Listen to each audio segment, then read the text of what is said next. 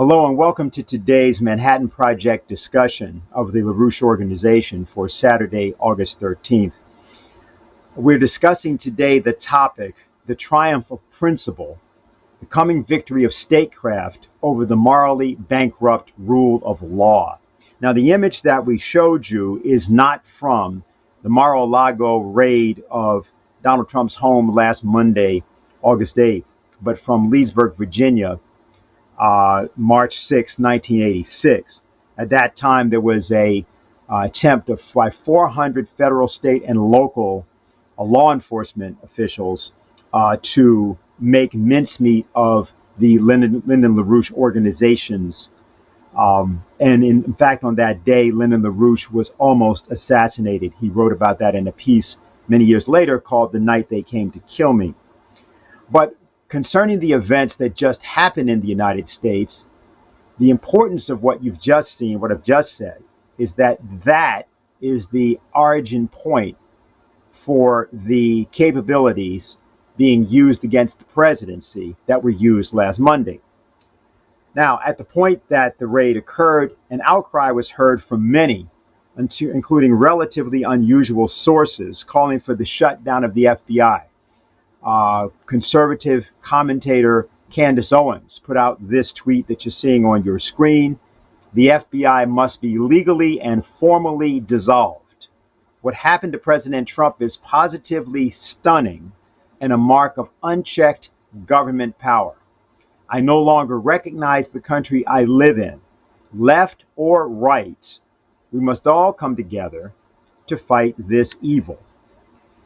Now, importantly, some commentators began to respond to her. For example, Crystal Ball, who is a Bernie Sanders supporter and has the show Breaking Points, put out and did a segment called "Candace is Right," thus taking her up on the idea that those on the erstwhile left or right should join together because the nation itself is at stake. Now, there are others who were less generous in their outlook and who stated things like, there are good reasons to defund the FBI. They have nothing to do with Trump. Now, the phrase defund the FBI references something that was said by Georgia Representative Marjorie Taylor Greene and was then the butt of various jokes on the part of leftists who've called for the defunding of the police. So here we have something important, which is people who clearly have great animus toward Trump, but who are nonetheless saying there are in fact good reasons to look at these proposals. And we believe there are good reasons to look at the proposals too. Now, in the case of Lyndon LaRouche played a role in the United States, which was unusual. It's one that it's been suppressed from people, and only the people that were involved with his organization or in consultation with his organization, particularly during the period of the 1980s, actually know what occurred. His incarceration was something that happened because of his success in organizing a policy to be adopted by the President of the United States, Ronald Reagan, which was promulgated on March 23rd, 1983. Became known as the Strategic Defense Initiative. As a result of the discrete unhappiness with Lyndon LaRouche having that success, particularly from the likes of Henry Kissinger and others in the Reagan administration, most emphatically the Vice President then George Herbert Walker Bush. What happened was that a prosecution was begun against Lyndon LaRouche. The former Attorney General Ramsey Clark called the LaRouche case a broader range of deliberate and systematic misconduct and abuse of power over a longer period of time in an effort to destroy a political movement and leader than any other federal prosecution in my time or to my knowledge. What we're going to do today is, in order to give people who wish to shut down the FBI, wish to defund the FBI, wish to, as one Republican congressman said, hold hearings to review what goes on with the FBI and break it into 1,000 pieces.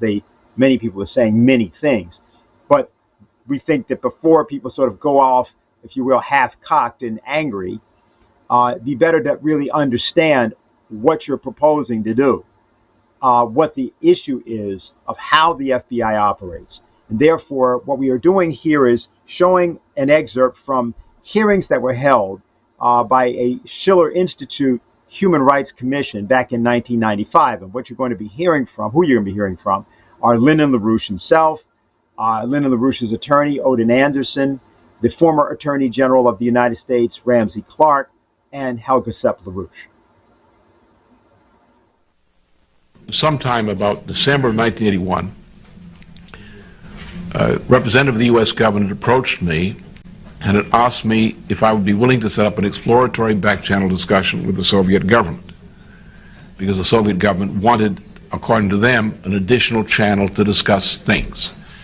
And I said didn't reject the idea. I said, but I have an idea on this question of nuclear missile. It was becoming increasingly dangerous, forward basing, more precise missiles, electromagnetic pulse. We're getting toward a first strike. It would be very useful to discuss what I proposed in my 1980 election campaign with the Soviet government to see if they'd be interested in discussing such a proposal. This might prove a profitable exploratory discussion. And so from February of 1982 through February 1982, I did conduct such back-channel discussions with representatives of the Soviet government in Washington, D.C. Those were somewhat fruitful, but ultimately abortive. Kissinger and others became aware of this discussion during the summer of 1982, and their circles were very much opposed to that. The general view was expressed, but that I was getting too big for my britches, and I had to be dealt with. On the question of debt, which some of these people were concerned about, and on this question of strategic missile defense. This is the most incredible piece of FBI material, one of the most incredible pieces of FBI material that I've ever seen. And CPUSA, we're Communist Party. I'm going to get it. That's the Communist Party of the United States. What this suggests is that the Communist Party has let the FBI know that they want to eliminate Lyndon LaRouche for their political reasons. They consider him to be a politically dangerous person, and the Communist Party wants to eliminate him. If you look at the bottom, New York proposes submitting a blind memorandum to the Daily World to foster these efforts. Here's the FBI climbing in bed with the Communist Party in order to effect the elimination of Lyndon LaRouche from the political scene. I think we all know what that means. But in what was as complex and pervasive a utilization of law enforcement, prosecution, media, and non-governmental organizations focused on destroying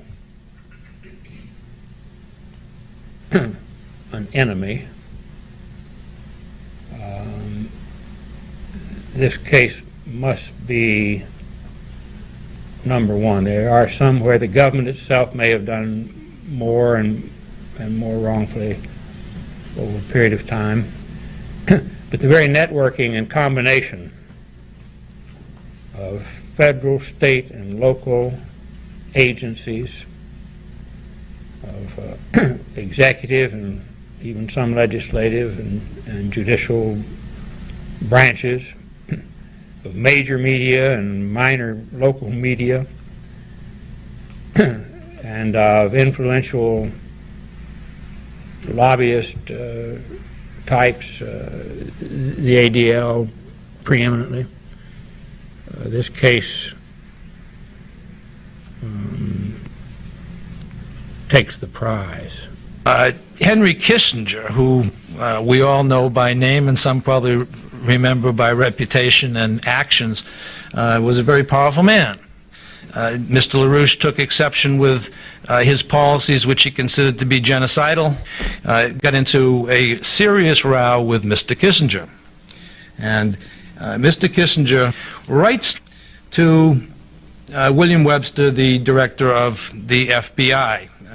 Here is, within the short period thereafter, Buck Revell, who was the head of counterintelligence for the FBI at the time, is sent this memorandum by William Webster, who was contacted by David Abshire of PIFIAB. That's the President's Foreign Intelligence Advisory Board. And these same parties, Henry Kissinger and his colleagues, are now raising before PIFIAB the question as to whether LaRouche, because he seems to have funding from sources that they don't understand, is possibly operating as a foreign intelligence agent, and they want them to look into this. Now, what that does, and the words are bad enough, but the reality is terrifying. This triggers Executive Order 12333, which allows virtually any form of conduct, any activity, to be undertaken as long as it's under this national security cover. So this was the beginning of a national security covered operation against Mr. LaRouche and his colleagues. The purpose can only be seen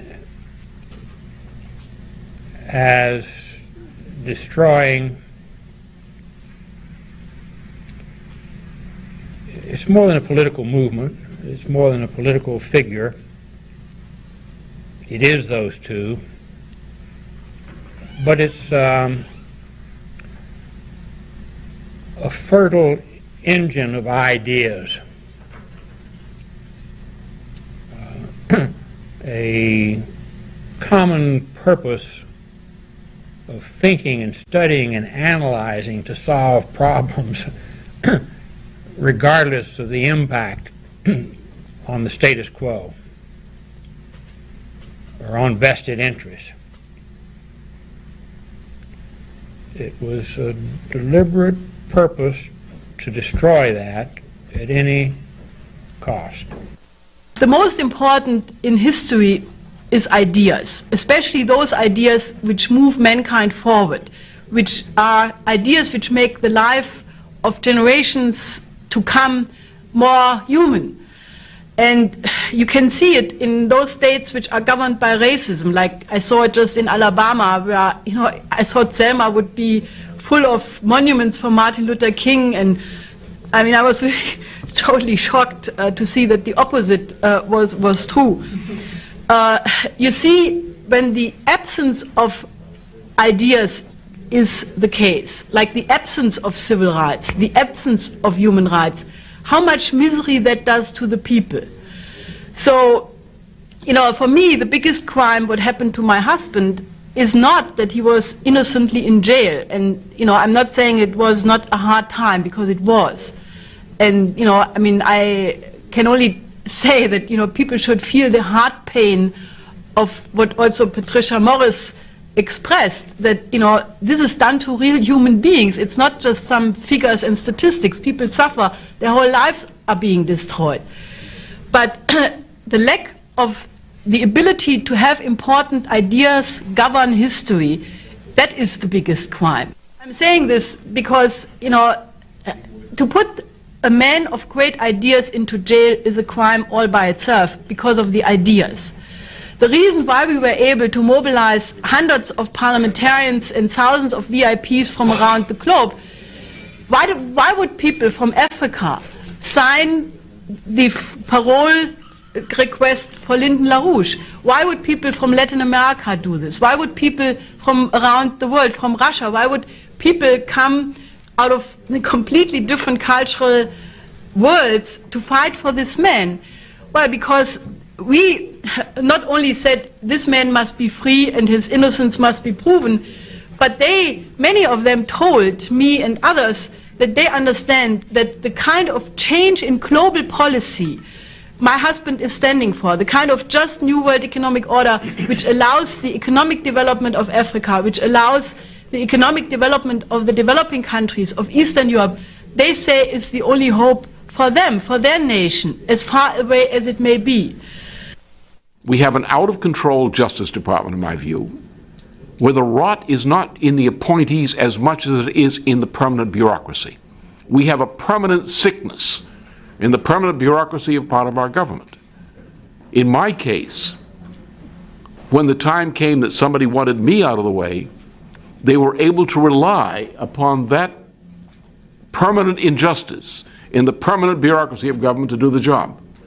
As in the Frumention case, the Weaver case, the Waco case, the case of Waldheim, the case of Demoniak, and other cases, always there's that agency inside the Justice Department which works for contract like a hitman when somebody with the right credentials and passwords walks in and says, we want to get this group of people or we want to get this person.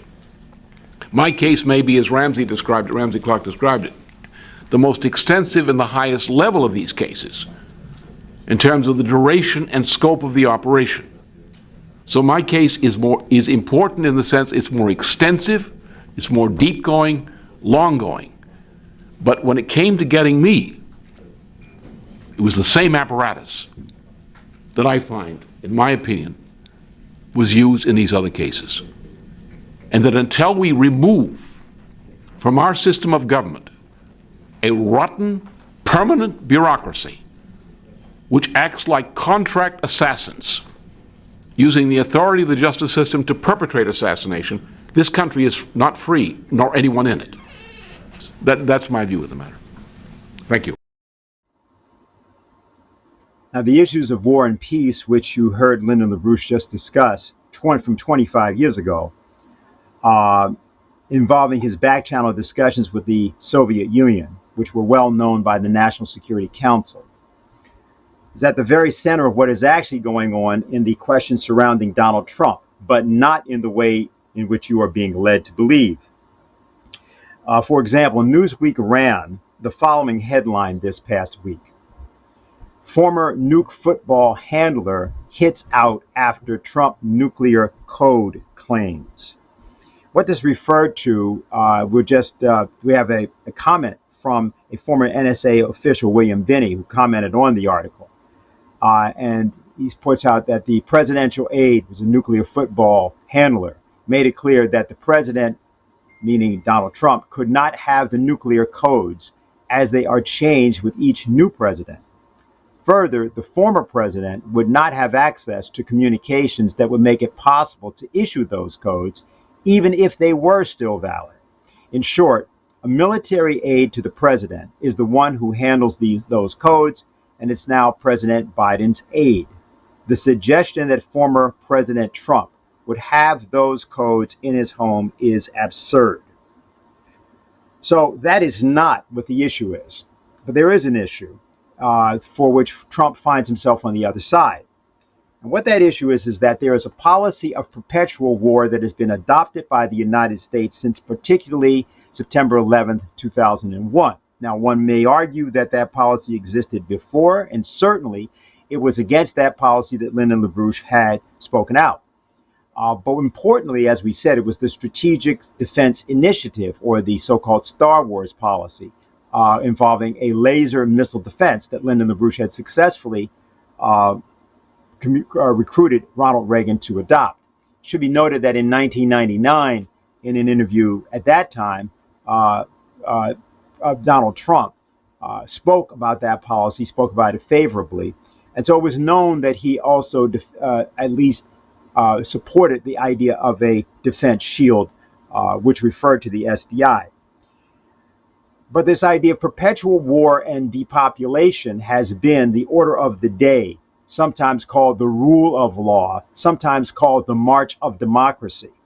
But all it is perpetual war and depopulation using whatever is convenient, including the present so-called Green New Deal or Great Reset, in which the idea is that because climate change is not merely a national security issue, but an international security issue in which all enlightened members of the human race must agree.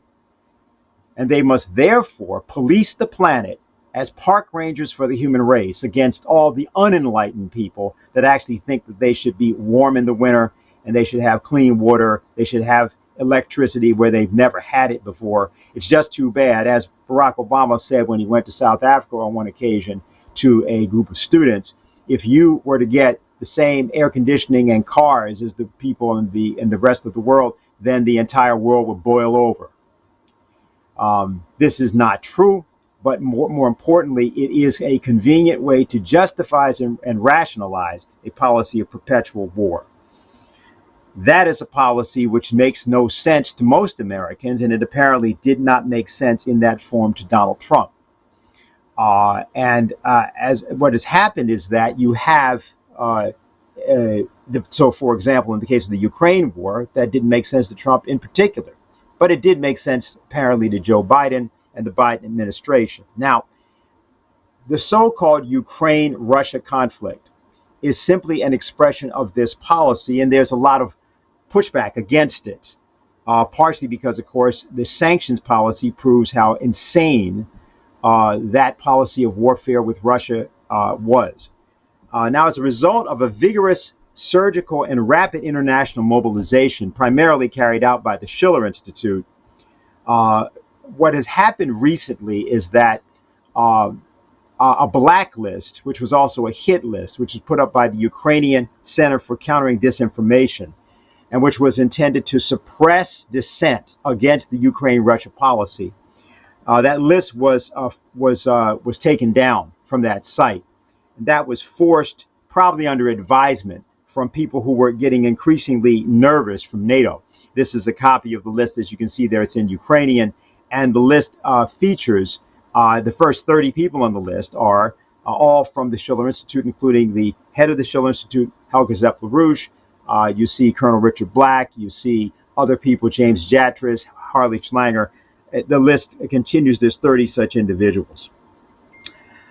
So what has happened is that as a result of a very vigorous campaign, that list was taken down. It was a campaign that was conducted with very important developments in Denmark, Germany, India, and other nations. Most notably, for the first time in memory, the name of Helga LaRouche was actually printed in a German publication without some epithet or denunciation. Literally, you can't find any mention of Helga LaRouche in the German press for a period of 40 years, despite the fact that she ran for chancellor, except when she ran for office, but only her name, and never without an epithet. And so this has now changed, but that change seems to us to augur something different. It seems to be a harbinger of something else, as the call for joint left plus right mobilization to shut down the FBI may augur something different. And so today what we're going to do is hold a discussion with you about Ukraine, yes, but about really the broader political, if you will, the hypersphere of politics, the broader horizon and environment in which that conflict is occurring and what it actually means. And we've got two individuals, David Shavin, who has been with us on different occasions and is one of the writers and researchers for Executive Intelligence Review, and Carl Osgood, who was actually with us just last week with his war report. We're going to begin today with David and then get to Carl. So David, welcome and take it away.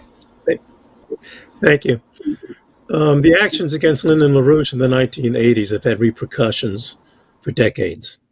The idea that, as Helga put it, he was a man of ideas. The idea of the United States as a temple of liberty and a beacon of hope to the world did rally people from around the world. They saw the LaRouche case as the turning point where the United States was going to act according to its principle or become the muscle for the British Empire. Everything we've seen since then, from the expansion of NATO in particular, has had a dramatic effect upon what's called the Ukraine crisis.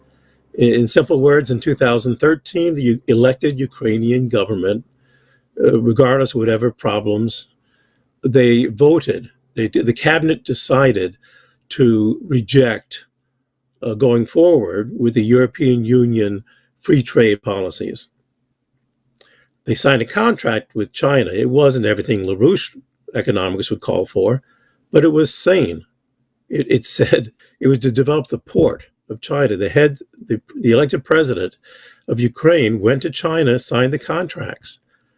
This is why the government had to be overthrown. This is what we've had for the last 8 years, since February of 2014. An unelected, a coup occurred. Is it Nazi? What's the role of the neo-Nazis in this? Well, like in the 1930s, when you had Franklin Roosevelt's solutions here in the United States, that did not happen in Europe.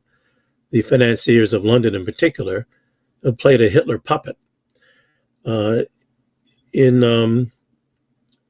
Ukraine, what they have, I can just give you a little example of what is meant by neo-Nazis.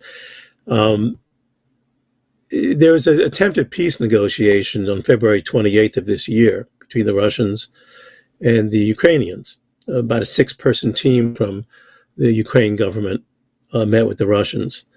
There's a lot of other stuff that could be said about it, but they thought they actually had a peace agreement. Zelensky was lost for a few hours, and by the time he came back, it was out of touch for a few hours. And it's just well thought that London and Washington laid down the law, as they have been doing for months. They want Ukraine to be used as a hand grenade to be thrown up against Russia. It has nothing to do with the benefit of Ukraine. 5 days later, on March 5th, one of the negotiators was assassinated, executed, left dead on the streets of Kiev by the internal security, the SBU. This is, in particular, a fellow named Anton Gerashenko. His name was Denis Kiryev. The SBU admitted that they shot him to death. They said that he was resisting arrest. Most commentators know he was taken into custody and made an example of, and you haven't had serious peace negotiations since then. 5 days after that, on March 10th, Dmitry Demyanenko, an actual regional head of the SBU, not an unimportant fellow, was executed. Well, we take a moment if you can put that up. It's a little 55-second video. Looks like a bad movie. I'll talk while it's going on because there's no sound with it. That's his car that was stopped. You have 6-8 people jump out with guns, and then that's it. This is just from a traffic camera. The story coming from the Kiev government is the Demyanenko went through a security checkpoint and raced away, and they had to go in hot pursuit against him. There was no racing. He was simply pulled over and executed. This is what is, like in the 1930s, the Night of the Long Knives. People knew what Hitler's power was. They're thugs who will execute. So a lot more can be said, but the July 14th list that Dennis talked about, a blacklist with the first 31, 32 members of that being people who participated in the Schiller Institute conferences. The agency that put that out, the Center for Countering Disinformation, is simply a unit of the Ukrainian version of the National Security Council.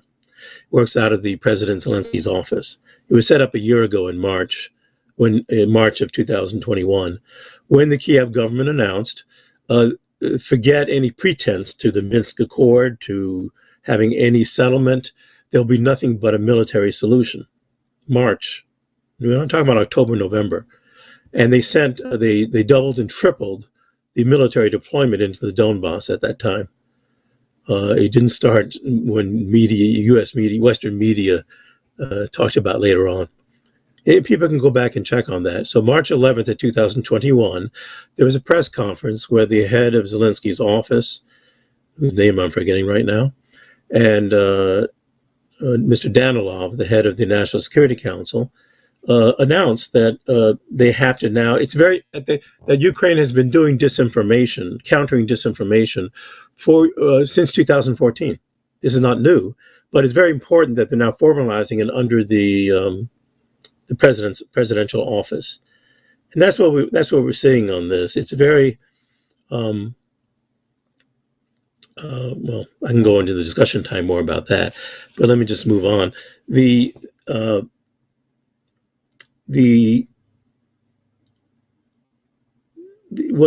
July was a very busy month in Kiev, and it's as unusual. It's even perhaps more so than what people have witnessed with this FBI raid on Monday of a former president's office and home.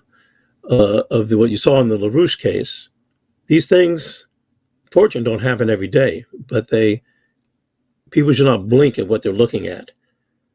These are desperate calculations, desperate actions by a desperate financial gang. Well,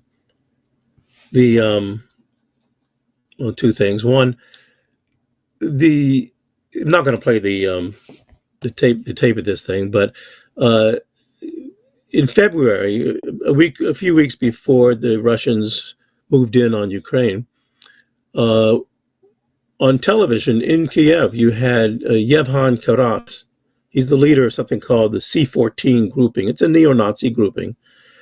Used to be the youth group of the Svoboda Party.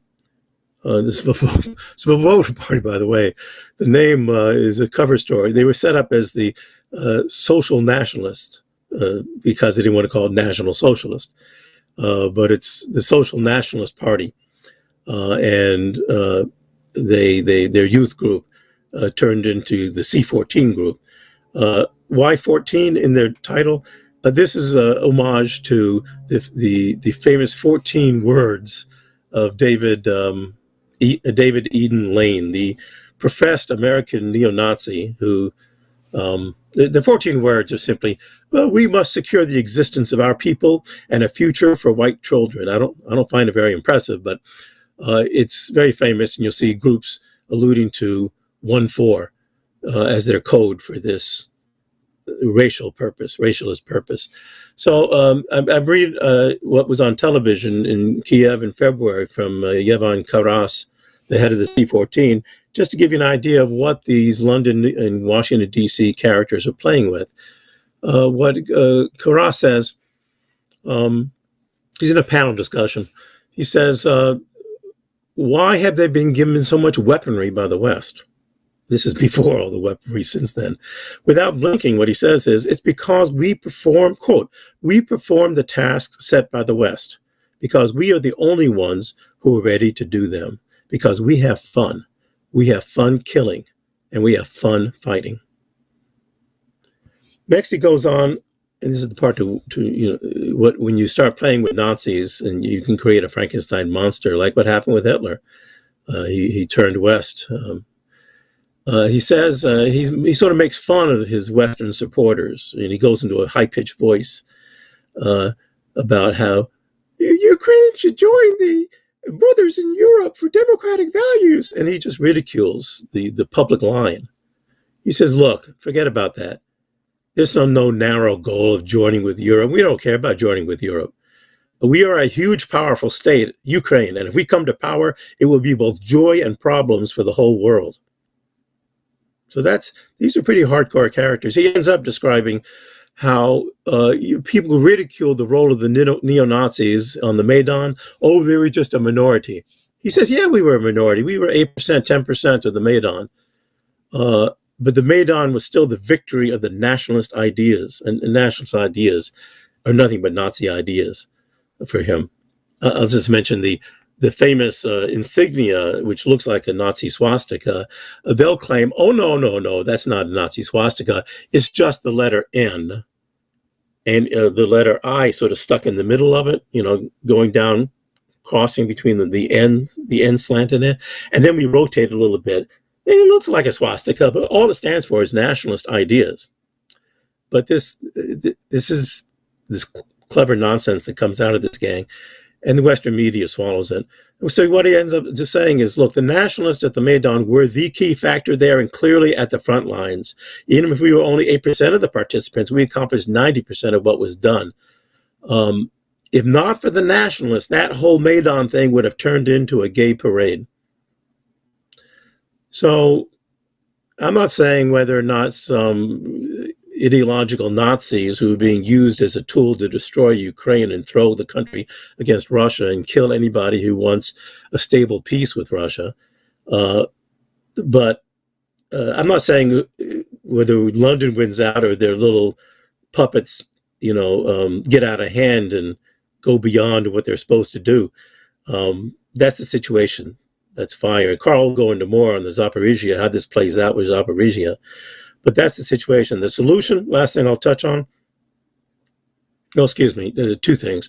Let's put up that video, the 2-minute video of what appeared on Palm Sunday in Ukraine, to give an idea of what kind of mass psychosis takes over the country. This, in certain sense, it goes beyond Nazism. It goes into pagan blood rituals. Do you have that one ready? Ці свині століттями називали нас малоросами, топтали наш прапор, насміхалися з нашої мови і творили кумедний образ українця з оселедцем, салом і галушками. Під п'яне гикання і звуки російської гармонії вони нас вбивали, морили голодом, розпинали по червоних катівнях і відправляли у вічну мерзлоту сибірських таборів. Вбивали доти, доки у миролюбній хліборобській нації не прокинулося щось страшне. Щось, що віками дрімало у надрах дніпровських круч. Первісний і прадавній український Бог. І тепер ми збираємо свої криваві жнива. Тепер на вас усіх чекає смерть. За Бучу, Ірпінь, Київ, Харків, Одесу, Маріуполь. Ви будете вбиті всі. Ваші трупи, як найгірше падло, лежатимуть в полях, лісосмугах і вздовж доріг. Їх роздиратимуть собаки і дикі тварини, а ваші матері чекатимуть вас в Твері, Пскові, Рязані. Але ви, сучі виродки, не повернетесь додому. Ніколи. Добро пожаловать в ад.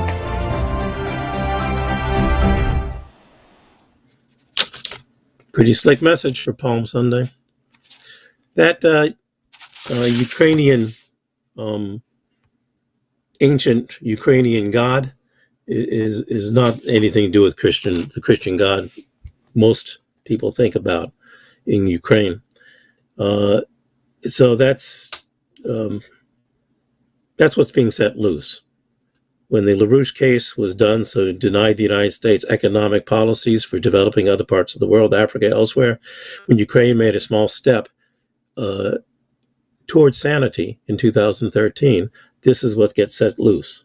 This is what it means about NATO's democratic extension, for years now, that we're supposed to support unquestionably. I'll just end with there was a policy put forward last year.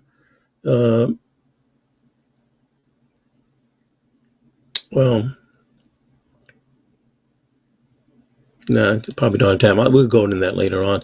But the offer to Ukraine, Executive Intelligence Review has written up a very fine recent article. Ukraine has hydroelectric capacity. It has the largest nuclear complex in Europe, Zaporizhzhia. They have a machine tool, a history of being one of the centers of machine tool developments. They have a black earth, a wonderfully rich agricultural area. There's no problem having Ukraine be a wonderful, prosperous part of the Belt and Road projects. We can go into more of that. But they're direct solutions. It comes right out of LaRouche-style economics, and that's exactly what the United States was told you cannot talk about 4 decades ago, back in the 1980s. Thank you.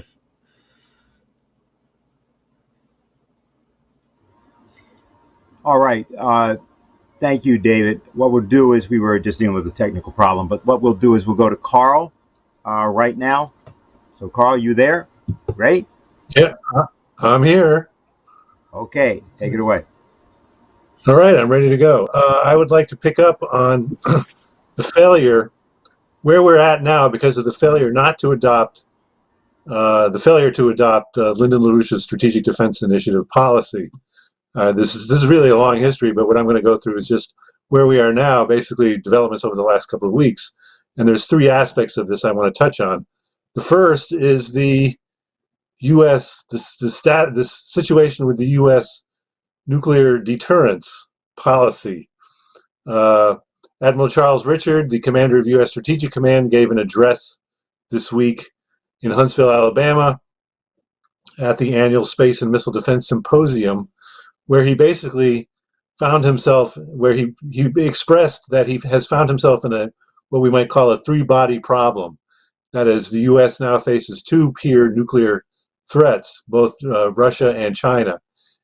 He said, this is unprecedented in the nation's history. We have never faced two peer nuclear-capable opponents at the same time who have to be deterred differently. The need, he said, for a new deterrence theory comes as institutional expertise on avoiding nuclear war has atrophied.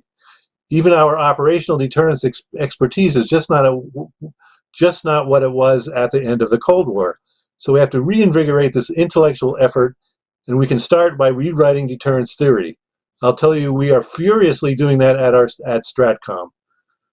The two-party version, that is the classical U.S. versus the Soviet Union model of deterrence that evolved during the Cold War, no longer works, even as it's being applied to Russia today, Richard argued, because it does not take into account the worrisome developments in China's hypersonics that might carry nuclear warheads, President Xi Jinping's ambitions towards Taiwan, that's Richard's expression of it, the lessons Beijing is taking away from Western response to Ukraine, or the possibility that China and Russia may find it advantageous to combine their ambitions and force the U.S.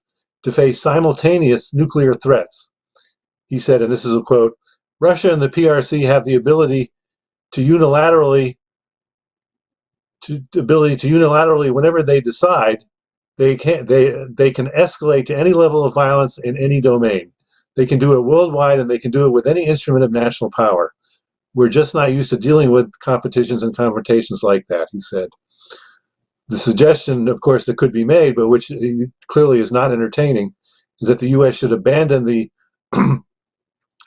sole superpower ideology that came into force at the end of the Cold War, and really adopt a policy of mutual respect with both Russia and China, and actually development with both countries, because that can be done. In fact, that's what when Donald Trump became president, he was sort of starting to point in that direction in 2017, before he was sabotaged both from within his own administration and from the Democratic Party outside of his administration. Now, the other side of the coin of this so-called nuclear deterrence is arms control. That is, there used to be a series. There's used to be a set of treaties between the U.S. and first the Soviet Union and then Russia that constituted the architecture of arms control between Washington and Moscow. These included the INF Treaty that was signed by Reagan and Gorbachev in 1987, the ABM Treaty that was signed in 1972 that was part of the then Strategic Arms Limitations architecture, the Open Skies Treaty. The problem is that the U.S. has withdrawn from all three of those, leaving only the New START Treaty that was negotiated when Obama was president in 2010.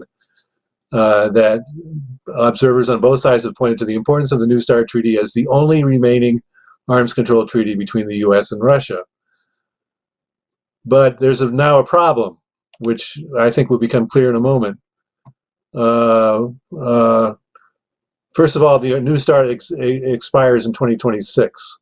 So on August 1st, this was the day of the opening of the 10th Review Conference of the parties to the Nuclear Non-Proliferation Treaty. On that day, Biden issued a statement in which he declared that the U.S. is ready to begin a new round of arms control talks with Russia. But apparently he did not consult with the Moscow first. He said, and this is directly from his statement, "Today my administration is ready to expeditiously negotiate a new arms control framework to replace New START when it expires in 2026. But the problem is that in Biden's mind, it is Russia that has to show that it is a willing partner operating in good faith. After Russia's brutal and unprovoked aggression in Ukraine, which has shattered peace in Europe and constitutes an attack on fundamental tenets of international order." But was Biden's offer really serious? There have been a number of Russian officials who have expressed doubts since then that it was not serious.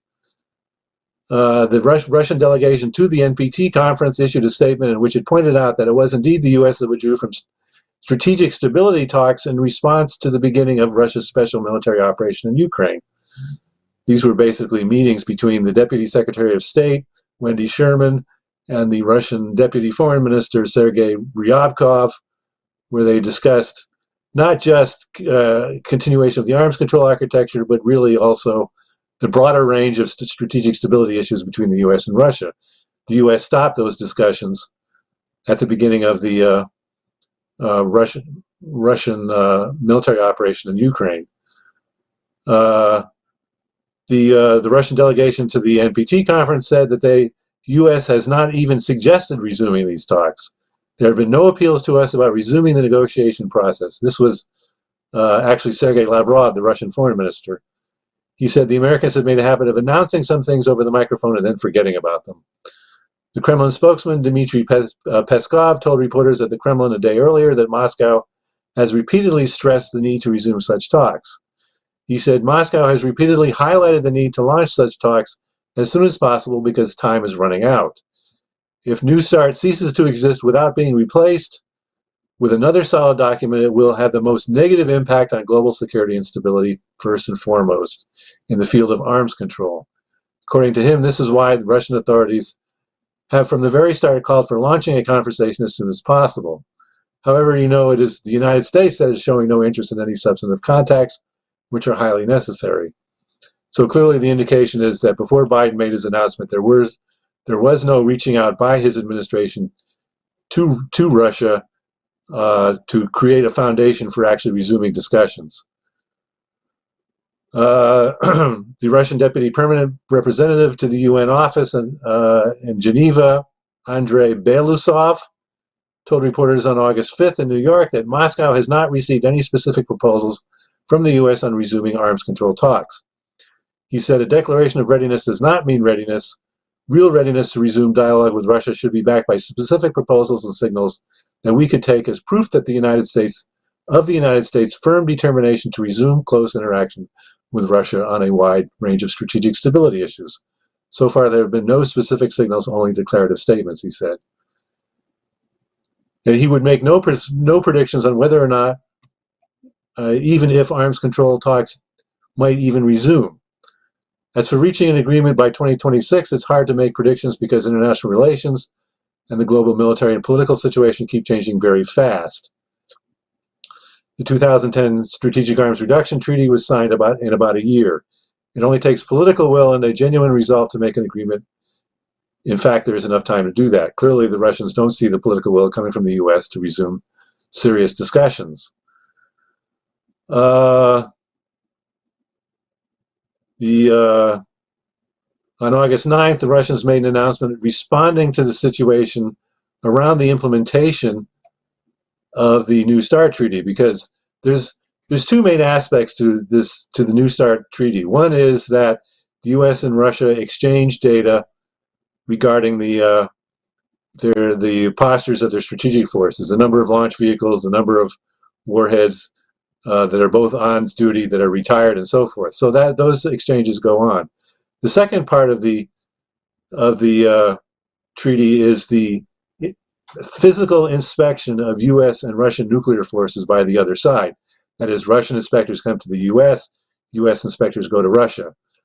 But what the Foreign Ministry announced on August 9th was the suspension of U.S. inspections of Russian nuclear forces. In short, they basically said the sanctions that the U.S. and its allies have imposed on Russia, which includes basically prohibiting Russian aircraft from flying through Western airspace, have made it impossible for Russian inspectors to come to the U.S. to do their inspections, while U.S. inspectors face no such restrictions. The Foreign Ministry said Washington's tenacious desire to relaunch the inspection activities without prior arrangement on conditions that ignore the current realities give the U.S. unilateral advantages and deprive Russia of the right to carry out inspections in the U.S. The Russian side has raised concerns about this with the U.S. but has received no response. Also, the U.S. and its allies. The State Department finally issued a public response on August 11th by the deputy spokesman, a person named Vedant Patel, who expressed full support for New START during a regular press briefing, but really did not address the Russian complaint that their inspectors are unable to come to the U.S. So that is now, so even the implementation of New START is now threatened, in fact, by U.S. sanctions on Russia. So that clearly raises serious questions about how serious the U.S. actually is about implementing arms control, both the current arms control, the New START treaty, and future discussions about a future architecture. And then there's a third element of the nuclear danger, which is actually what's going on around the Zaporizhzhia nuclear power plant. This is as David pointed out, this is the largest nuclear power plant in Europe. It consists of 6 reactor units. It lies along the Dnieper River. Russian forces first took control of the plant in early March with the intention of keeping it safe and keeping it generating electricity. There were some threats to the plant in March, but in the recent weeks, attacks on the plant have escalated over the past 2 weeks. First, they came in the form of drone strikes, but since August 5th, there have actually been artillery and rocket attacks on the plant. These are attacks coming from Ukrainian forces in Ukrainian-controlled territory on the other side of the Dnieper River. So far, there's been no damage to the plant's 6 reactors, nor to the nuclear waste storage infrastructure, but there have been impacts nearby and in the city of Energetically, which lies adjacent to the plant. On August 5th, power lines were cut by shelling, which partially cut off power to Energetically. A hydrogen line was hit, starting a fire, which they say was quickly extinguished. Another artillery strike damaged 3 radiation centers and wounded a worker at the plant. I think this was a couple days later. At least one 220-millimeter rocket was also fired at the plant, which scattered submunitions around the plant, including the area of the storage facility for spent nuclear fuel and the station for computer-assisted monitoring of the radiation situation. So this is a threat actually to the safety systems of the plant, not to the reactors themselves, but to the safety systems, which could cause, which have the potential to causing an accident like Fukushima in Japan after the 2012, I think it was 2012 or 2011, the tsunami disaster. The Russian embassy in Washington warned that the Ukrainian attacks on the nuclear power plant are threatening to create a radioactive threat for Ukraine and the entirety of Europe. We paid attention to the disinformation campaign unfolding in the U.S. media in order to attribute responsibility for the situation with the Zaporizhzhia NPP to our country. It is indiscriminately claimed that the Russian military launched artillery strikes on the territory of the nuclear power plant. Now, keep in mind that not only is the nuclear power plant in territory that's controlled by Russia, Russian security forces are at the plant to keep security, to maintain security of the facility. So basically, what the Washington and Kiev are claiming is that Russia is bombing its own troops. So the embassy statement went on to say that we note this is not the first provocation by Kiev at radiation hazardous sites. The shelling of the Zaporizhzhia NPP by the Ukrainian armed forces is deliberate. In order to discredit Russia, the Ukrainian authorities do not shun anything, creating a real threat to the nuclear security not only of Ukraine, but of Europe as well. Then on August 11th, the UN Security Council met at the call of Russia to discuss the safety and security of the power plant. In a bizarre turn of events, the US, UK, and France, these are Ukraine's biggest backers on the Security Council, did not join Ukraine in accusing Russia of bombing a facility for which its own troops are providing security. Instead, they just demonstrated what Russian Ambassador Vasily Nebenzia called the miracles of resourcefulness when trying to not call a spade a spade. The Ukrainian President Zelensky, in a statement to the Council that sounded vaguely like a blackmail threat, demanded that full control of the plant be returned to Kiev. Only a full withdrawal of the Russians and the restoration of full Ukrainian control of the situation around the station can guarantee a resumption of nuclear security for all of Europe, he told the Council. The discussion in the Council meeting otherwise revolved around an IAEA visit to the plant, a visit which has been in the works since June 3rd but has never actually taken off. Most recently, the UN office under the UN Secretary General that handles security for international organizations said it was not safe to go. IAEA Director General Rafael Grossi, in a statement to the Council, stressed the need for an IAEA inspection of the plant.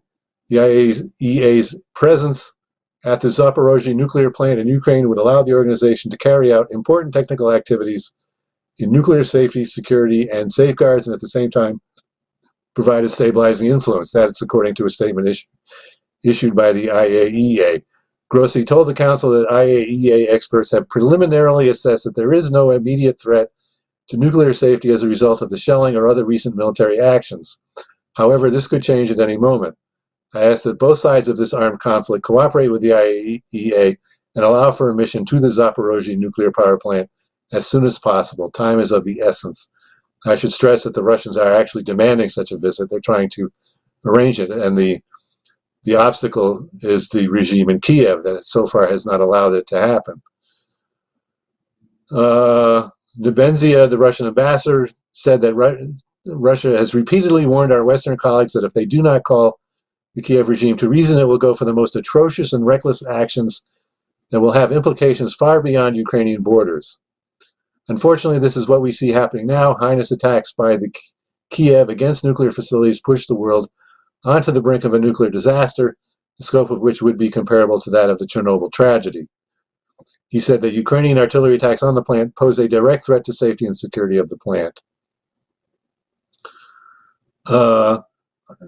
As for why the Kiev regime is doing this, there's one, the blackmail potential that I referenced in Zelensky's statement. The second one is obviously the attempt to create an incident to discredit Russia, to create a serious incident to discredit Russia and expand basically not only the sanctions but other measures taken against Russia on behalf of the Kiev regime. And this I just discovered this morning, that there's now a third reason, well, if not a reason, at least a theory, that's being circulated on the Russian internet as to why the Kiev regime would have an interest in creating an accident at the plant. Zaporizhzhia, the region of Zaporizhzhia is 70% controlled by Russia. The Kherson region, which is adjacent to it, to the east, is, I think, almost completely controlled by Russia. There is talk in both regions of referenda on joining, on these regions joining Russia and becoming Russian regions. I mean, historically, both these regions, along with the Donbass region, have been historically Russian-speaking and regions where the bulk of the populations consider themselves as Russians. That's their identity. So it would seem only natural that then referenda would be put on the table for these regions to actually join Russia. Well, the Kiev regime, of course, is opposed to that. The U.S. State Department is opposed to that. So, but how are they going to stop this? According to one posting from a Russian Telegram channel called Zerada, Z-E-R-A-D-A, there's the theory, the potential that's being said is that a few days before the vote, a release of radiation will be, quote unquote, arranged, most likely by hitting the nuclear waste storage facility at the power plant. A careful blow to it will cause a release of radiation, but it will not bring serious pollution except for Energadar. I think they're being a little bit optimistic about that, because there's no reason to think that such an incident would be limited in that way. I mean, it could be, but there's also a strong possibility that it could be much more serious than that. But then they go on to say, as a result, nuclear terrorism will be added to the image of Putin in the West as a chemical terrorist and the initiator of hunger around the world. It will not be possible to hold a referendum under such conditions. Ukraine will receive additional weapons, and the Russian Federation will receive new hemorrhoids in the form of a city polluted with radiation. Of course, the worst possible scenario is that not just the city of Energodar, but hundreds of square miles around there, and perhaps even more, depending on how the winds blow, could be contaminated, making even in some areas impossible for human habitation. So I think that should not be ruled out as a possibility, even though this Russian theory about interfering with disrupting the referenda limits the potential damage. So those are the three things that I wanted to touch on. There's certainly, of course, a lot more to be said, both in these areas and then more about the Russian special military operation. If there are any questions on that, I'll be happy to entertain those. So I'll turn it back over to you, Dennis. Okay, thank you very much, Carl. Actually, there's several things that are coming in, and I'm trying to get it sort of into a situation where we can deal with different aspects. All right, so there's sort of, I'm going to pose this question because we've got two different questions, converging on the same point. Okay, one is from Adam, and he asks, how can people of different political persuasions be mobilized together from both left and right to demand the dismantling of the FBI and end this unpleasant trend toward authoritarianism? Then a different version of the same thing, a little bit more elaborate, is from Kynan, and he says, thanks to the Schiller Institute mobilization and bringing speakers from around the world in the dialogue for new security architecture, along with mobilizing against the Ukrainian blacklist. We're at a point where people from different political views and backgrounds are now collaborating with one another on common issues. This was also shown with Candace Owens' statement. And then ask the question, how can we form a movement which does not simply converge on the same view, but is committed to what Ramsey Clark defined as a, quote, fertile engine of ideas with a common purpose of thinking, solving, and analyzing problems? So, David, let me go to you first on that, and then we'll come to Carl on the same question. Oh, goodness. It's a certain amount of, it's certainly worth getting, just like when the Kiev blacklist came out on July 14th. It was important to very quickly point out that, goodness, the first 30 plus people on that list, what's in common about them that they're not telling us? That, they all have discussions at the Schiller Institute events. It's not, there's certain outrage about what happened with the raid on a former president. Should be a certain outrage about blacklisting people. But in terms of outflanking that, you go with what, so what was the Schiller Institute doing? What were the ideas being discussed that weren't being paid attention to properly, sufficiently, or widely enough? So you've got to use these opportunities to say, why are these desperate people doing these dirty, desperate things? What do I have to change by my own view of the world and my own activities when I see this type of stuff going on? Why would they attack Trump? Is it just about the election to keep him from running? There's so many desperate parts of it. Well, what's he really saying that would command the Department of Justice? Are they just the innocent group trying to follow up the law because there's some violation with the National Archives being alleged? So people can be going to deeper and deeper questions on these things. I don't care whether left or right, but you get the thought processes going, and people once they're thinking about why is this happening. I'm not going to just take a 6-second answer on this thing. I'm going to start digging into this thing. This has provoked me. Once people are in that mode, they're not in a left or right manipulation situation. I mean, let me just add that blacklist in Ukraine that came out on July 14th. That the function of that thing was to take it over to the internal security, the SBU. They had a conference at the SBU the same day, sponsored by the U.S. State Department, with NATO, there, and the head of the CCD, the head of the Shapovalov, speaking there also. But it's the SBU the list goes to the SBU for them to take unspecified action to remedy the situation.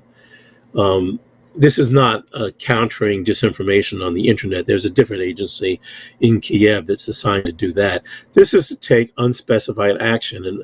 And what I went through in my presentation, that not every SBU or for that matter, every FBI member is as filthy dirty that they will stomp on their country and stomp on their country's laws and just go out and when, as LaRouche put it, that permanent bureaucracy, they're the ones in danger on this stuff. The SBU, I don't know what actions they're supposed to take against the 70 plus people on that list. Yes, they've taken the list down. That's a defeat on their part, but that doesn't. For people like Anton Gerashenko, who's been ordering murders, including of former SBU officials, including in the Donbass, this doesn't. So they admit it was probably a mistake to go after the Schiller Institute openly, directly. However, that is their state of mind, and we can take advantage of that state of mind. What's happening inside Ukraine? 3 days later, that was a Thursday, July 14th. On July 17th, Zelensky announced to the country he was firing the head of the internal security, the SBU. Ivan Bakanov, his longtime childhood buddy, the guy who he put in there to keep the dirty elements in the SBU from going after him. He's had threats against his life from Gerashenko's gang. So anybody's halfway saying they try to control that. What's happening in Ukraine this last month? Zelensky fires the head of the person supposedly to protect him. And basically, he's shown by his actions, he doesn't need protection anymore. He is 110% with the worst elements in Ukraine. Whatever he was in 2019 running for office, forget about it. So that happened on the July 17th. And what was the accusation against the SBU head, Bakanov? There's hundreds of traitors in the Ukrainian internal security and also the Department of Justice there. And they had to be rooted out. And these people are not rooting them out hard enough. And the next day, on the July 18th, Zelensky signed a decree, a secret decree, that he can now revoke the citizenship, by naming it. He doesn't go through the courts. He just revokes the citizenship of his political enemies. That's July 18th. There's a longer history, but they've already wiped out all the political parties in Ukraine. And they've announced that there's not going to be another election as long as he's the war leader. I'll end with this. I mean, to understand the type of lying that Carl just laid out in terms of the Zaporizhzhia affair, that the claim that Zelensky made 2 nights ago in his address to the country, his nightly address, he said, yes, the Russians they're the ones firing on their own people. They're firing on the plant. And there's no Ukrainians at that. There's no Ukrainian forces at the plant. There's nothing but Russian forces. I'm sorry, I got to say one more thing about that. The theories Carl puts out, I think, are all worth looking into. There's also another one in largely Russian media that back on March 4th, when the Russians moved in early in their operation, what they're concerned about was a faction in Kiev that would make a dirty bomb. That would take not a nuclear bomb, but take a regular bomb and add radioactive substances to it, make it a dirty bomb. And that still exists, that possibility. So what is the problem with the Russians controlling a plant where the Ukrainian authorities are running the plant? The electricity has been going out to Ukrainian citizens the whole time. Is somebody saying the Russians are stopping the electricity from going to parts of Ukraine that they don't cover? No, they simply, so that's one of the elements on that. But what I'm saying about the level of mentality in Ukraine the last month, with these really night of the long knives type of situation, was represented on Tuesday on BBC television, where Zelensky's aide, Mikhail Podolyak, he was being pushed by the BBC interviewer. What about this vaunted counteroffensive in Kherson? You've been talking for weeks, we don't really see anything. And Podolyak started just equivocating. Oh, war is a dynamic process. It entails a constant correction of tactical goals. And when the interviewer just asked him, well, to press a little bit further, then he said the most interesting part. Quote, certainly, all public comments are part of information warfare. We need to demoralize the Russian army. This meaning, don't stop bugging me. Whatever we've said about a counteroffensive in Kherson, there's nothing real on the ground on this stuff. We say things. All public comments are part of information warfare. That's the one thing you can probably take as credible from him. So anyhow, that's once citizens get out of the mentality of left and right and ask themselves, events like what happened in Mar-a-Lago or what's been happening in Kiev, people start asking questions. Wow, this is really crazy. It's a little scary. What does this mean? This doesn't fit in with how I've been understanding the world. I've got to start asking some questions. What happened at those Schiller Institute conferences that freaked these people out so much? I got to go. Is that on the web? Let me go check that out. I got to go see the Schiller Institute conference that's caused all this ruckus. I'll stop there. Thanks. Okay, Carl, you have anything to add? You want to leave it at that? Or? Yeah, I mean, the point has already been made, but I think it can't be overstressed that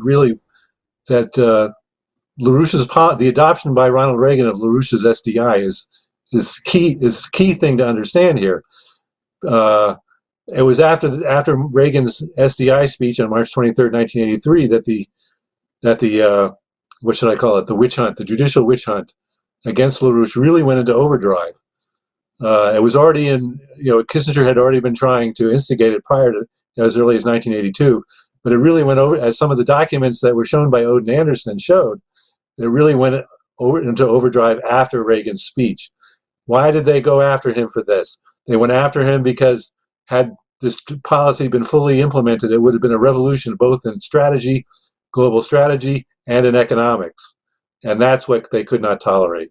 And if people understand that, they will begin to understand what has been going wrong ever since, including the events that I described in my presentation. Carl, you actually had a question from somebody about what you're just talking about. It's from Amber.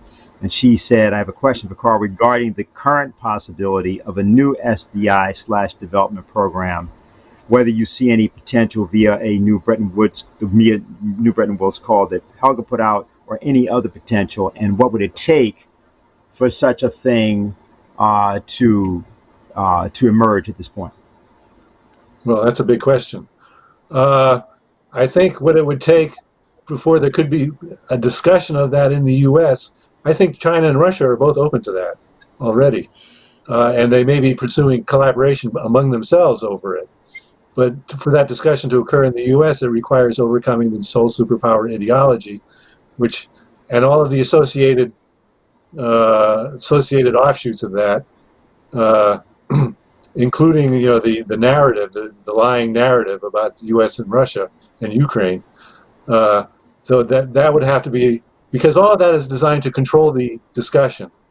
If you look at all of the discussions that occur on strategic stability, nuclear deterrence, and so forth, there's no mention of an actual SDI-like approach. Now, I'm not saying that there's no discussion of it at all. There may be in hidden avenues in different places, but in the open literature that I've seen, there's no such discussion at all about that kind of an approach. And that's what has to be broken through, is that top-down control over what gets discussed as strategic policy. I mean, there's probably a lot more that could be said about it, but that's what I can say off the top of my head. Well, I think also this is what Ramsey Clark's point was, and also Helga's point was, concerning what the Schiller Institute does. The whole point of the thing is that you would have to, given the shutdown of rational discussion, public discussion between the United States and China, or the United States and Russia, because all you're getting from the United States is a sort of barking of dogs of various types coming from the State Department. It's sort of barely in English, let alone the fact that they're proud to not speak the languages of the countries that they ostensibly are to be negotiating with. You know, sort of embarrassing, you know. So, but that's the only place that you can have these discussions has been with the Schiller Institute. I think maybe one thing we could do is show something to people, because they wouldn't have seen it, which is the actual coverage that happened about the blacklist in the newspaper, the Indian newspaper, The Hindu. I think this is sort of exemplary of what kind of thing we want to see here. This is a picture. Schiller Institute calls for new Bretton Woods to end war and economic crisis, and it shows Lyndon and Helga LaRouche. Obviously, this is a picture from the 1980s, I believe, and that's Ramtanu Mitra and the former president of India of the period. I want to just say, so I want to just take a couple of paragraphs from that article and read these to people to see what kind of coverage we were getting. The global think tank Schiller Institute, that recently hit the headlines for organizing an international conference on the Ukraine war and the economic crisis, was shaped by the ideas of the late American economist Lyndon LaRouche. Mrs. LaRouche said a watershed moment in world economic history came in 1971 when President Richard Nixon ended the convertibility of U.S. dollars to gold. Lyndon LaRouche wrote in favor of the developing economies and criticized the so-called Nixon shock, saying that it would encourage speculation-driven economic activities and greater inequality.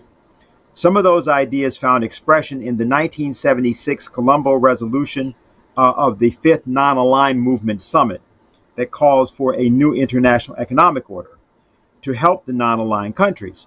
Mrs. LaRouche argues that the effects of the Nixon shock continued to be felt in the economic crisis of the 20th century. She said that the new international economic order became main economic thought of the non-aligned countries, but could not be implemented because of a series of political turmoil, of political upheavals, let's say, that hit countries like India, Sri Lanka, Pakistan, and other non-aligned members in the 1970s and the 1980s. The LaRouches met Indira Gandhi 5 years later in Delhi. Of course, she had been president of India. When Indira showed interest in having economic ideas that would safeguard India from the volatility of the international finance. They met Indira Gandhi for the last time in 1983 in Delhi. Quote, "She was truly a leader. I do not find anyone like her in the contemporary world. We discussed economic issues, histories of the Gupta Empire, and Panini's grammar with her. She spoke French," said Mrs. LaRouche, who set up the Schiller Institute in 1984 and currently lives in Germany, looking after the Institute's work in multiple countries. Now, interestingly, you didn't hear anything there about the blacklist. There is a lot more in the article. It's a longer article, and it basically was a serious attempt to grapple with why we were on the list, what the institution represented, because the writer recognized the first 31 people out of 72 or 78, depending on which figure you use, were all persons that have participated in Schiller Institute conferences. And so the writer concluded that it made sense to try to actually get at, what's this all about? And why would they think that this discussion that you were having on Ukraine was so important to them that they would have to counter it? So I just wanted to offer that. It also may help to answer some other things. So there's two questions related to the recent events in Mar-a-Lago that have been asked. So one person, this is Bernie, who wants to know, is it possible to prosecute Chuck Schumer and Merrick Garland for violation of the Constitution? That's one question. And then there's another question from one of our local representatives. This is from Anastasia, and she wants to know, how can you identify these FBI infiltrated individuals, meaning the people who were the informants on President Trump in particular, I suppose. But how did LaRouche do this in the past? This is an interesting question in thinking about Trump currently. And I think that's an interesting question. So, David, I'm going to go to you on that. What's your view? Well, I mean, on the second question, not cutting deals, being a principled person and not cutting deals had a lot to do with Lynn's method. Everybody cuts deals, these politicians, and you don't get to the bottom of what's happening. Not the right place to go into the original Boston case against LaRouche, but you start pushing on the reality, on all fronts, including, legally in the courtroom, and you find out about all the Department of Justice and FBI misconduct. I think the judge there ruled it was a fraud upon the court that the Department of Justice was carrying out. Today,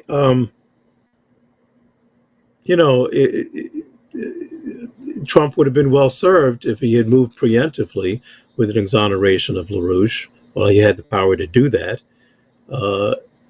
It would have been a bold and patriotic act. It did not happen. So that apparatus has not been cleaned out. It wouldn't be that hard to do, to do that. Beyond that, the FBI individuals, I don't know. You go after the task force that I don't think it's all that secretive. It's sort of reminded on how the whole Steele dossier matter gets undone. You had some courageous intelligence veterans and others who said what they knew, made a fight about these things.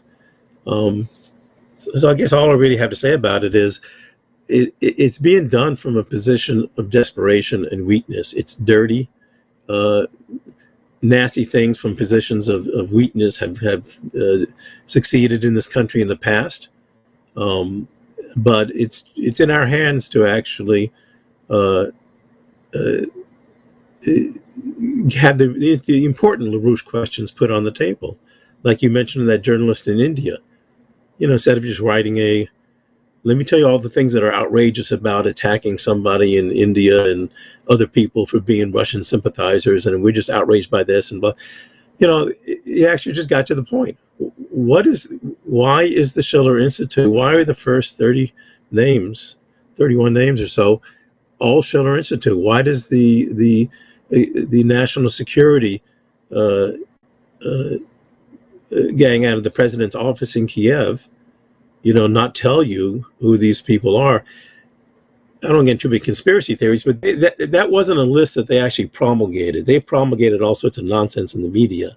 They put it out officially, and it is a real active thing, but they did it in such a way that there were photographs. It wasn't easily searchable. It took a while. I think it was 10 days before this thing got any traction. So it wasn't the type of thing that they were particularly trying to call attention to, but it was a deadly serious list, and they've been called on it by work that a lot of activists have done, and this can snowball. So we just got to get, I like to call it an outbreak of public sanity. Sometimes there really is an elephant in the room, and you say, yeah, that's an elephant, and people start laughing about why they couldn't figure out it was an elephant before. What I'll do, because of the nature of the question, Carl, you'll be able to make any comments you want to make on it. We also have another question for you specifically, is ask that we might put up something from Lynn and LaRouche called The Issue of Mindset, or a set of quotes from that. It's an article that Lynn wrote back in January of 2000. And I think the best thing would be that this will give you some sort of a way of thinking about how he thought about questions like this. So it stated, those among us still active after fighting in political wars for the past half century or longer have access to a relatively unique and invaluable store of personal experience. To us, it is all too obvious that ours is an experience commanded by virtually none among those, mostly a generation or two younger than ourselves, who occupy most of the leading public and private positions today. Today's still active elder statesmen, born during or shortly after the Great War, of 1914, 1917 have lived through such times as the onset of the Great Depression and the ensuing wars, the needless dropping of 2 nuclear bombs on the helpless civilian population of Japan, the prolonged threat of global nuclear conflict, the collapse of the Soviet Union, and now an Anglo-American dominated world which is toppling like some self-doomed Ozymandias at the brink of the worst, most awful financial collapse in more than 100 years. With that present financial crisis has come the recent and presently escalating eruption of forms of warfare and related conflict which now threaten to escalate worldwide. We veterans, especially those among us still on duty, often wonder if those younger folk in charge of most posts today will learn in time the urgently needed lessons from the result of the tragic blunders committed during today's preceding century. The primary lesson of modern history is that the greatest follies of nations unfold over periods of 1 or 2 generations. There was no great folly in history which was not the ruling opinion of a decade or longer. The greatest follies are the generally accepted delusions which wreak havoc on their believers a generation or so after they have become ruling policy shaping trends. The greatest follies of all known human history, even before modern times, have been the fruit dropped from a generation or more of stubbornly prevailing trends in official public opinion. There is no greater fool than is usually to be found among those leaders of today's nations who imagine that the utopian delusions of globalism, the induced prejudices peculiar to their generation, are axiomatically the work of a triumphant imperial wisdom. So the generational and related cycles of true life tragedy of nations unfold. Now, I think what's important to know about why those kinds of ideas, that kind of conception is so important for Lyndon LaRouche is that he never functioned from the standpoint of responding to what people called current events because he knew they didn't exist. So people, for example, are trying to figure out Mar-a-Lago based on something that happened with respect to Trump in the last 2 years or 4 years or 5 years. You can't understand it that way. You'd have to understand what actually happened to Lyndon LaRouche around the SDI to understand what's actually going on with Donald Trump. After all, Donald Trump is right now essentially being accused implicitly of the same crimes as Julius and Ethel Rosenberg. Somehow it's some kind of espionage, something he did, which he could. First of all, he's not even inclined to do it. Second of all, he was president already. If there was some takeover it was going to happen, it would have happened when he was president. So, yet this is placed in the mind or in the headlines, and credulous people who have a nanosecond of memory can't understand how the manipulation is being done. But it's easy if you understand this larger issue of tragedy. And the way that FBI agents or other people were identified in our organization was that we would have classes and we would have also, importantly, joke sessions. The issue of humor and the issue of humor in the middle of considering ideas of the type that we just described from Lyndon LaRouche, that's the way that you found the agents, because the agents couldn't follow what was going on. They didn't understand, not because the ideas were so profound, but because the ideas involved a change of mindset. They weren't slogans, they weren't ideology. The LaRouche organization has never been guilty as such of being ideological. It may have been that in a degenerate form, or there may be members of it that were ideologues. Those people basically didn't last. But the process is one of negating, of changing, of overturning axioms. And so the whole way agents work is they work according to axioms. They work according to procedures. They work according to the rule of law idea, for example, is a completely emotionally and intellectually bankrupt idea. That's why whenever you hear, a guy like Blinken talk, or the old, Mike Pompeo talk, you know, you sort of, when do we get to an actual idea? And that's the difference. And that's the key thing, I think, about the difference between our organization and the deliberative process that we talk about. Okay, is we've been try to demand that people not be boring, and have real ideas about real policy, about real things. And so that, I think, is important in considering how Lyndon LaRouche went about things. And I think you saw that even in the excerpt of what we outlined, right? He gets approached by the Soviets. He reports it to the National Security Council. There's a proposal being to be made to have a discussion, and he says, well, I'm not opposed to it, but I have some ideas about that. And so I want to make sure that that's something that would be part of my discussions. So this gets cleared with the American government and the Soviet government. And then Lynn goes and he does what he does. Now, that's important because Americans don't believe that you can do that. And he recognized, as he put it at the time, when everybody was telling him it would be impossible to get this policy through, he said, I've only got to convince one guy, President of the United States. And that's what he did. That's why there was this gigantic freak out, because nobody could figure out how the hell he did this. Didn't make any sense. No profile would have indicated that any such thing was possible. And that's exactly why he was able to do it, because he wasn't thinking within that confine. I think that's how you smoke out agents. I think that's how you have to think about the present circumstance. So I hope that helps on that. But I thought because we had those posters, it'd be useful. Carl, but if you have anything to say on this, I'll take that. And if not, I'll just go right to the question that somebody asked you. I think, Dennis, you covered it very thoroughly, that I really don't need to add to it. Okay, so let me go to the question. And I think, yeah, here it is. This is from Chuck. I have some thoughts on why Ukraine has attacked a nuclear power plant. Number one, to stop Germany from reconsidering shutting down their 3 remaining nuclear plants with the 3 Mile Island Fukushima-style accident. Number 2, rein in Olaf Scholz on the green agenda and freezing for freedom.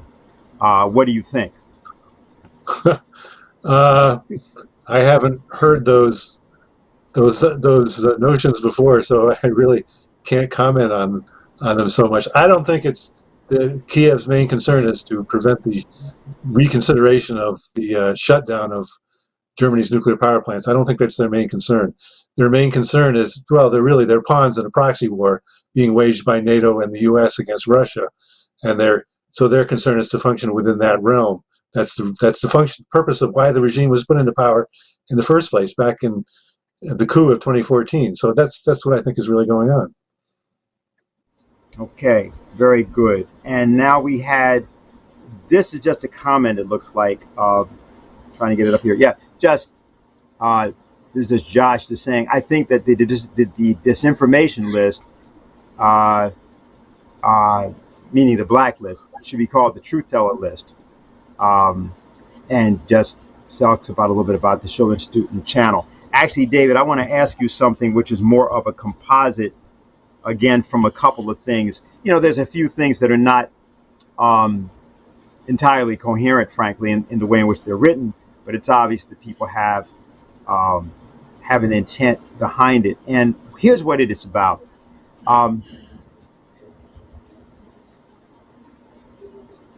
Schiller Institute, okay, was the agency that, you know, obviously was the focus.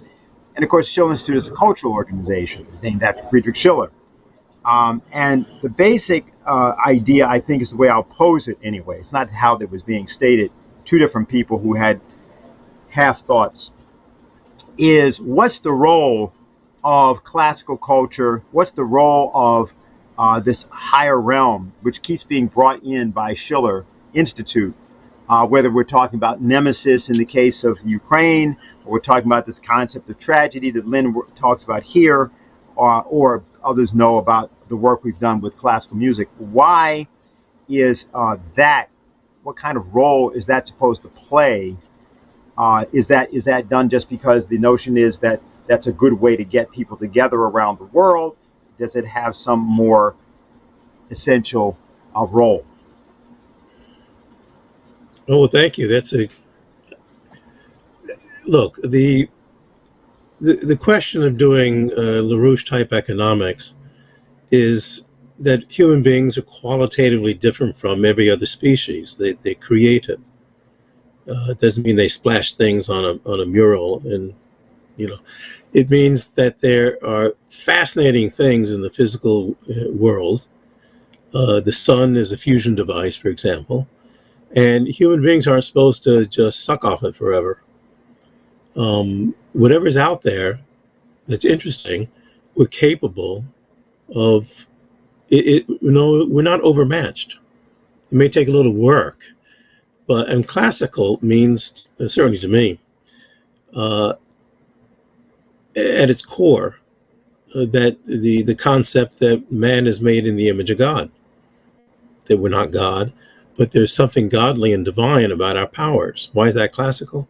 Because in a classical music, for example, the part that engages you, like the opening theme, is the whole, is designed from the standpoint of being lawfully connected to the whole. In the same, if you ask yourself, why should man be made in the image of God? Why do we have any connection?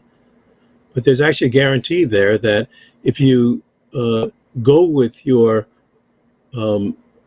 best motivations, as Lincoln put it, the angel of your nature, you'll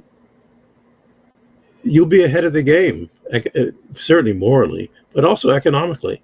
So you can't develop Mars or develop fusion energy or have develop Ukraine for that matter, or getting Nawapa for the United States. You can't do these things unless it just be a smarty at a blackboard. You actually have to go out and challenge a population to engage their humanity, their thinking capacity, and that's what classical culture is about. I'll add a second, small, less philosophical point. I got a kick this morning. I looked at we've said it, the Ukrainians CCD, the Center for Countering Disinformation, that just took down Cried Uncle and took down the Blacklist.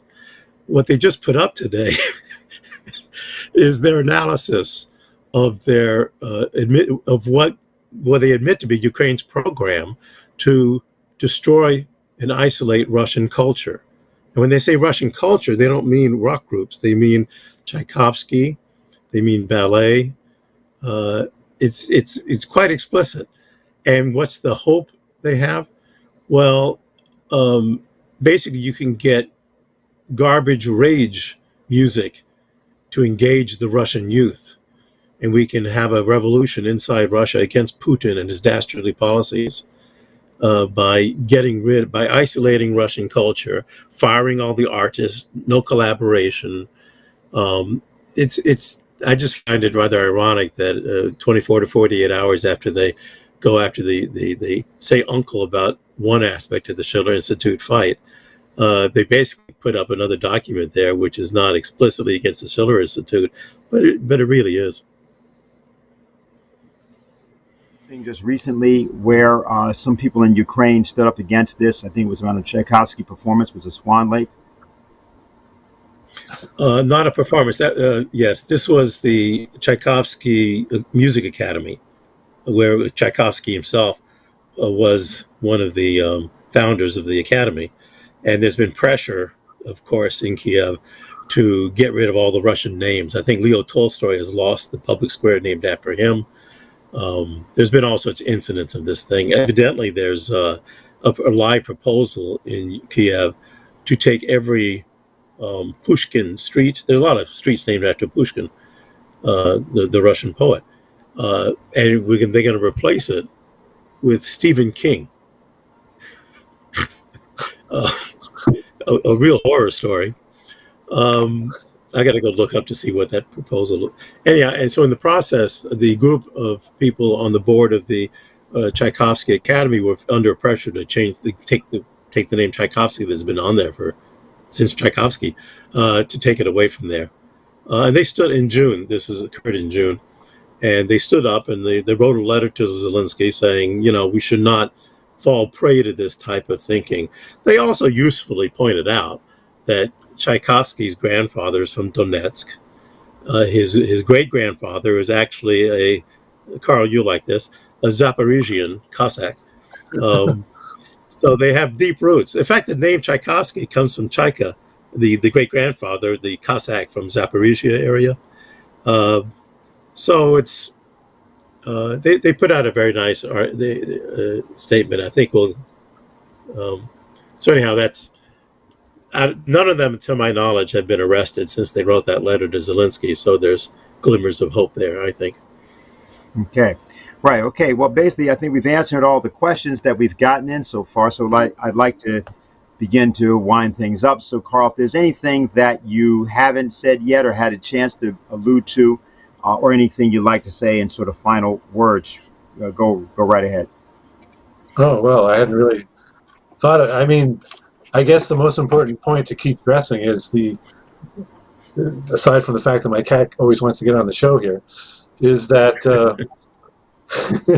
is the strategic approach of Lyndon LaRouche as expressed in the SDI, that is what is needed, and the only discussion the only place where you can find that discussion is in the Schiller Institute conferences that were all blacklisted by the Ukrainian CCD. So I think just to put the stress on that, I mean, there's a lot of things I can say about the Ukraine, what's going on in Ukraine, a lot of things that I could cover that I haven't yet, and there's more work to be done on that. But I think, again, stressing the strategic approach and the economic approach of Lyndon LaRouche as the solution to these various crises, I think is what people have to think about. Okay. All right. Thanks, David. Well, in brief, I'd say there are leaders around the world who demonstrably have learned something from Lyndon LaRouche's life. I think in particular Russia and China know that it's not just a matter of representing a rather sane policy, but there really is a crazy imperial faction among Western finance which does not represent everybody in the West. And they are determined not to flinch and back down, and they don't think they can compromise with the devil anymore. So it doesn't guarantee how things come out, but you've got something sort of rock solid there. And the FBI Department of Justice operation, the State Department funding of that Kiev July 14th nasty operation to put the Schiller Institute, up front. This stuff cannot work if our side takes every one of these blunders and says, whatever I've been doing in the past, it's not enough. And have confidence that we should be focusing in on the part of our own creativity that says, if I had to run the country, I would do what it takes to rise to that level. It doesn't mean we're going to run anybody for president, but it means that's what a citizen should do. That's what the idea of the U.S. Constitution and the founding fathers were, that it's not just being against kings and queens.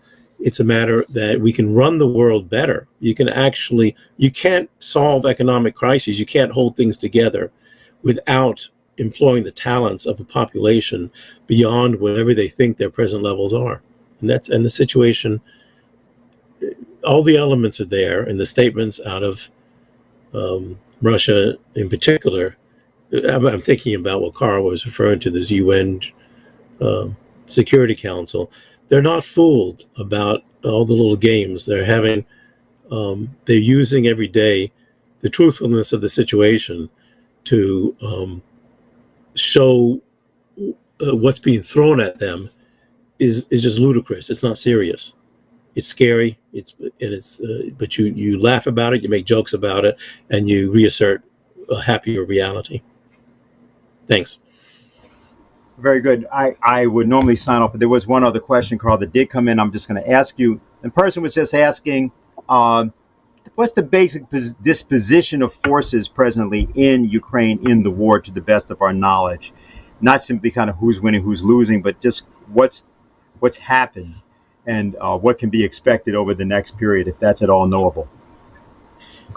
Oh, well, there's, I guess, two things I can say about that. One is that the Russians have been, there's two campaigns ongoing, basically, that the Russians have ongoing. There were three at the beginning of the war, but the first one was basically they ended the first one in the north around Kiev and Chernobyl, that area, when they accomplished the task that they had set out for themselves. So they withdrew those forces, and then they, which were designed to pull Ukrainian forces away from the Donbass. The second phase of their campaign, which is obviously still ongoing, is the campaign in the Donbass itself, which from the Russian force disposition is primarily based on artillery. The artillery bombardment of basically Ukrainian fortifications in the Donbass. Fortifications which they've been building for 8 years. And then in the south, that is basically to the north and west of Crimea, in the Zaporizhzhia region, the Kherson region around Odessa and Mykolaiv, which I think both those cities are still in Ukrainian control, but basically to expand the security zone around the Donbass so that the Ukrainians can't keep shelling Donetsk, which they still continue to do, shelling both with explosive artillery shells and with submunitions, scatterable mines, which are very dangerous for people, as these are anti-personnel mines that are scattering in residential areas in Donetsk. So the Russians are mainly concerned with trying to bring that to an end. And then there's the broader element of demilitarization of Ukraine, so that there are Russian missile strikes still going on in wherever there are Ukrainian bases, particularly when those bases receive equipment shipped into Ukraine by NATO and the U.S. and allied countries. So those are the main. That's, I guess, in a nutshell, the main disposition of the Russian campaigns at the present time. As for the future, I think they intend to completely secure the Donbass in the south as they can. All right, so Carl Osgood, David Shaven, want to thank you guys for being with us today, and want to thank everybody for being with the show. Also, let me just simply say we are going to be continuing the campaign, of course, against the blacklist and the hit list, but importantly, the campaign for a new Bretton Woods, an actual new defense and security and development architecture, which is what we were being opposed on, is as important. We would ask that people would check it out at the Schiller Institute site, and also just the LaRouche organization's own work as such on it. We're going to conclude today by just referencing something. We made a joke at some point about the lack of literacy of the State Department, and it brought to mind the figure of John Quincy Adams. John Quincy Adams, who was Secretary of State, was the son of John Adams, the second president of the United States, and of course one of the co-editors for the Declaration of Independence. It's Ben Franklin and John Adams and so on.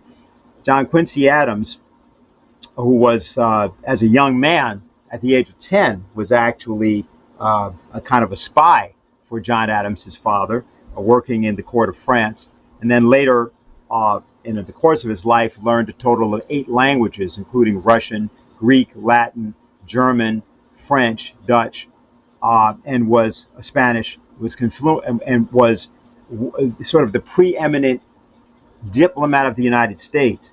He's mostly tends to be identified with the Monroe Doctrine, which was his product. He was the one that wrote it, although Monroe, as president, promulgated it.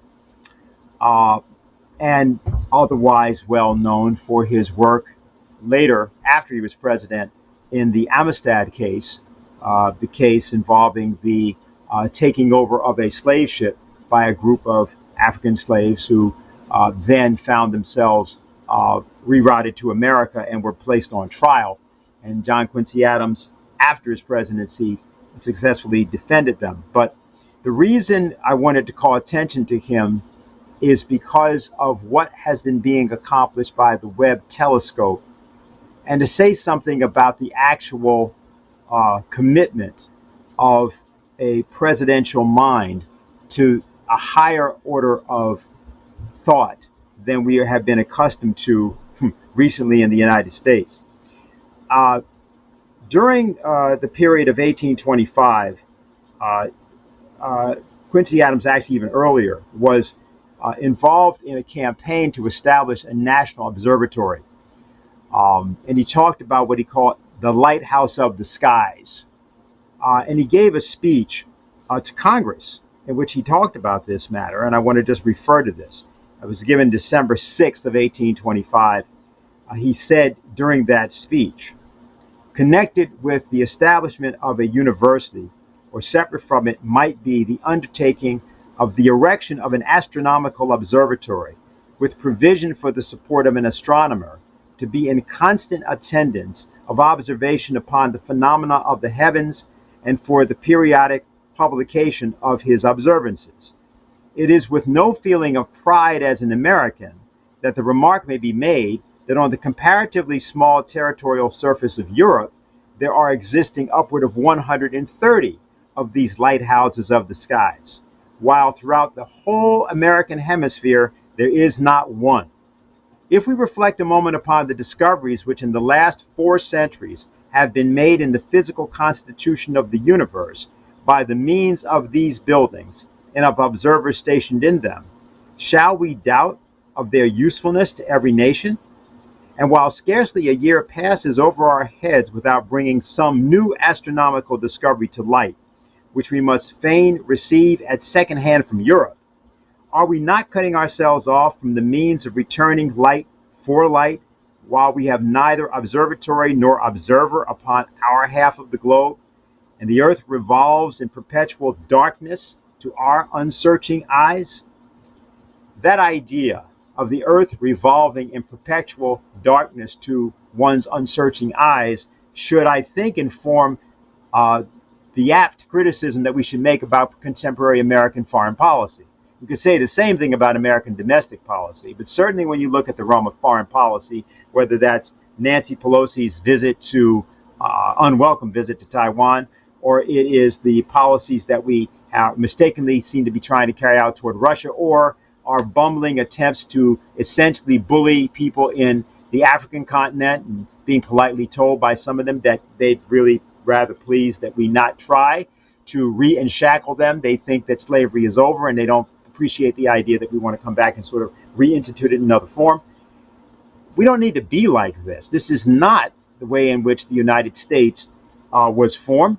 It's not the way its founders thought. And by the way, just to set to rest for a minute this issue of the founders and slavery, the best way to look at that is that the last of the founders, John Quincy Adams, who from the age of 10 was truly an active patriot involved in the American Revolution, in espionage, by the way, that John Adams, that John Citizen, as he was also called, John Q. Citizen, who died on the floor of Congress, by the way, fought and argued against slavery until literally his dying day. So that is the tradition of the American Revolution from then, but it's also the tradition of thinking and deliberation that Americans should enact now. When we look at this idea of the right to deliberate, and not merely the right of freedom of speech, but the right to deliberate, what does that mean? It means that anyone, anywhere in the world, should be able to speak to anyone else anywhere in the world about a profound idea, a great discovery, something of importance to the human race, and that no one, under any condition, including that of warfare, should have the ability to prevent that deliberation from occurring. Those who really understand the issue of classification know that you cannot classify actually any breakthrough. If you mean by that, you can prevent another human mind from discovering the same principle. There's no real usefulness in classification. The concept and function has to be to allow for the free exchange of ideas and to promulgate that among as many citizens as possible. Now that is what we are seeing with the products of the Hubble telescope. As I think some know, that only in the last weeks that it's been up, essentially the rule book had to be thrown out in the field of cosmology. Almost everything that has been thought about the origins of the universe, the origins of galaxies, the function of various stars, the process and behavior of these galaxies and of growth in the universe, almost all of it is now challenged. That is the avenue or the pathway that Americans need to walk right now to regain the presidency and to regain their government. Partisan defense, whether that be of Donald Trump or President Biden or anything else, all of that stuff has got to go. Throw it out, because there are fundamental matters of science and culture that require the deliberation of the American people, and only a people that is capable of preserving and defending the right to deliberate is a truly free people. That's where we are today on August 13th. And what we've got to do is to move ahead with this. We'd like to just let people know that on September 8th, which will be the 100th birthday of Lyndon LaRouche, we will be holding a commemoration of that on our website, and also a conference will be held for a 2-day period just after that. That will be sponsored by the Schiller Institute, which will take certain of these things up. But when we talk about exonerating Lyndon LaRouche, we're talking about essentially freeing the mind of the American citizens to deliberate. And in that respect, and in that means, and only by that means, will Lyndon LaRouche truly be exonerated. That's what we are asking that you embark upon with us, and that you become part of, because through that means your own citizenship will be rediscovered and therefore preserved. That's all for today. Well, thank you for listening, and we'll see you again next week.